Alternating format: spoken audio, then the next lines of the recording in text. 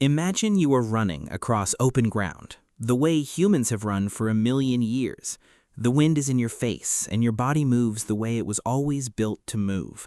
Then your foot lands wrong on a hidden rock, and your whole weight twists down onto it. There is a sound, a sharp, sickening crack that you feel more than you hear, and then a pain so deep that it turns the whole world white. You look down, and your leg is bent where no leg should ever bend. Today, this means a phone call, an ambulance, and a hard white cast. In a few weeks, you would be walking again, annoyed but completely fine. But now imagine that very same fall 40,000 years ago.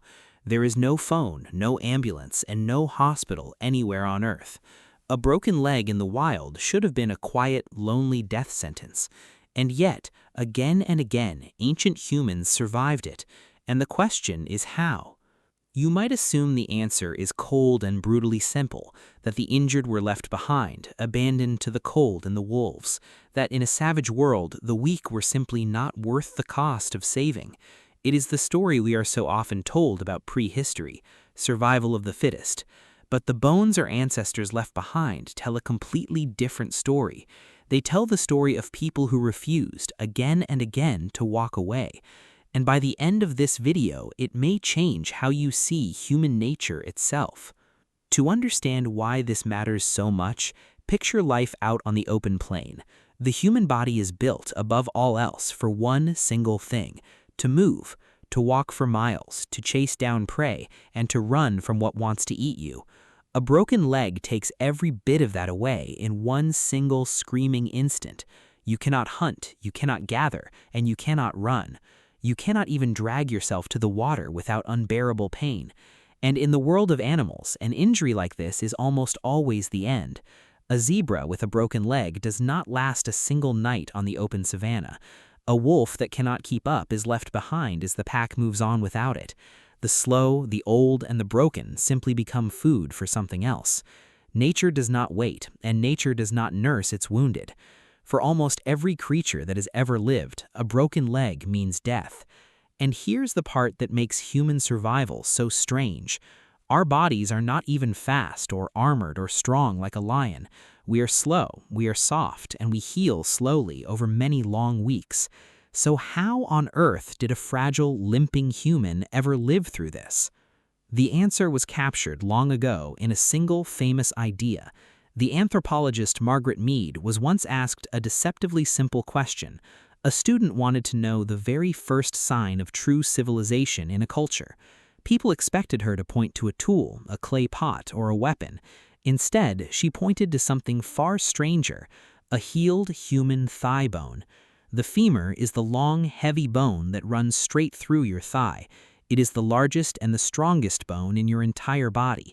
And to snap it clean through, the force has to be truly enormous. In the wild, an animal with a broken femur dies every single time. It cannot flee from a predator, and it cannot reach the river to drink. It dies of hunger, or of thirst, or in the jaws of something faster. So a broken femur that is broken and then fully healed means something incredible. It means that for many long weeks, someone else stayed behind. Someone carried that person to safety and stood guard over them in the dark. Someone bound the wound, brought them food and water, and saw them through. A healed femur, Mead said, is the first true proof of human compassion. Now think carefully about what those weeks actually demanded. A broken femur needs at least 6 weeks just to begin knitting back together, and many more months after that before the leg can carry any real weight. Through all of that time, the injured person can do almost nothing at all. They cannot find their own food or fetch their own water. They cannot keep themselves warm or defend themselves through the long night. Every single one of those needs had to be met by somebody else. Someone had to carry water to their lips day after day after day. Someone had to share hard-won meat with a person who could not hunt. Someone had to clean them, turn them, and keep the wound from turning foul. And the whole group had to slow down or stop and wait for them. In a world where falling behind meant death, they chose to wait anyway. Every day they stayed was a day they themselves went a little more hungry. The cost of saving one life was paid by everyone, in food and in risk. They may even have made the first splints, binding the leg with wood and hide, holding the broken bones straight and still so that it could heal in line. They knew which plants could dull a pain and which could fight an infection. Willow bark, the ancient ancestor of aspirin, may have eased the worst of it. This was not luck, and it was not blind instinct working all on its own. It was knowledge and patience and a choice repeated every single morning, a choice made by ordinary people to save just one of their own. And the most remarkable part is this: we are not simply guessing. The proof is real, and it is written into bones pulled from the ground. Travel to a cave called Shanidar, high in the mountains of northern Iraq. There, archaeologists uncovered the skeleton of an old Neanderthal man. They nicknamed him Nandi, and his bones told a brutal life story. He had a withered, useless right arm that may even have been amputated. He had a crushed eye socket, which likely left him blind on one side. He had old, healed fractures across his body and badly damaged legs. This was a man who could barely walk, barely see, and could not hunt.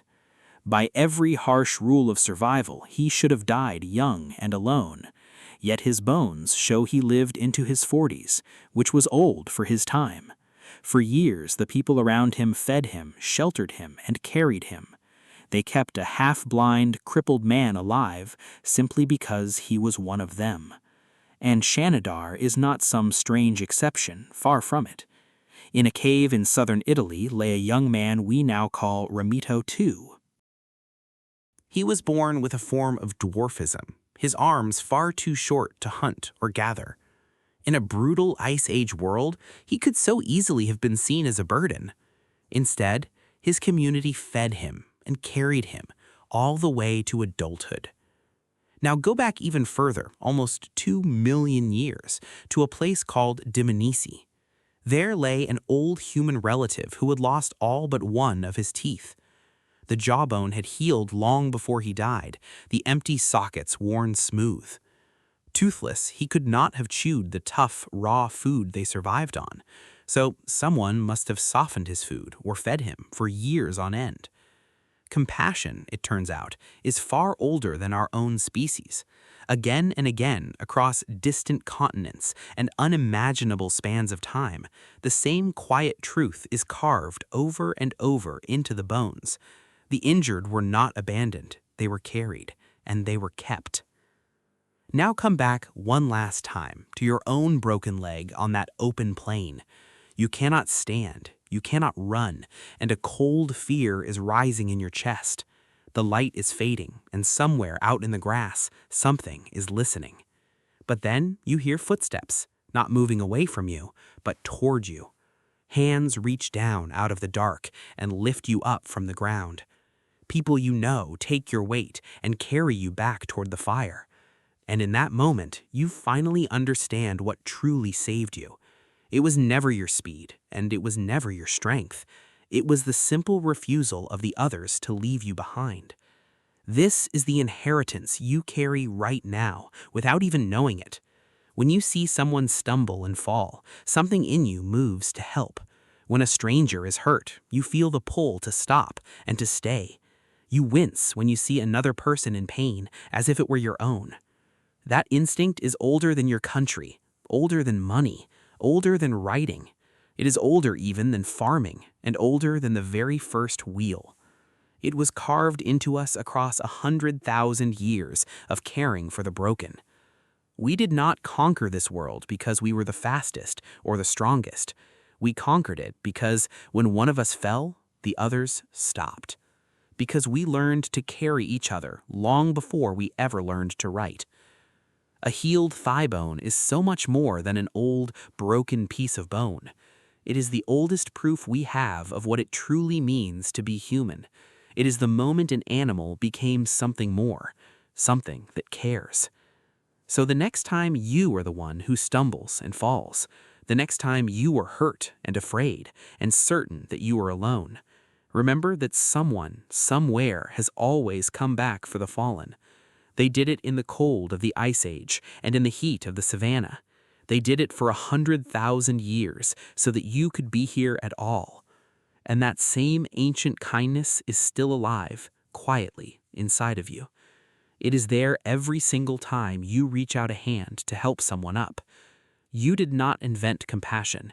You inherited it from the most caring creatures that have ever walked upon this earth.